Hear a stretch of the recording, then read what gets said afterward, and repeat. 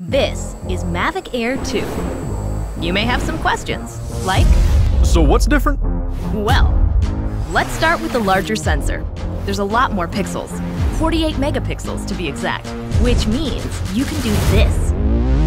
And then shoot a hyperlapse in 8K. With Smart Photo, every shot is a masterpiece. Yeah, but photos aren't really my thing. Don't worry, we've got you covered. It also does 4K 60p video. You can also slow things down. Way-do. And yes, there's HDR video. How's the flight time? It's fantastic. You're looking at up to 34 minutes in the air, a new record for the Mavic series.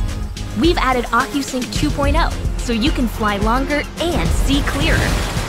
What if I'm not a great pilot? That's where Focus Track comes in, so you can fly like a pro.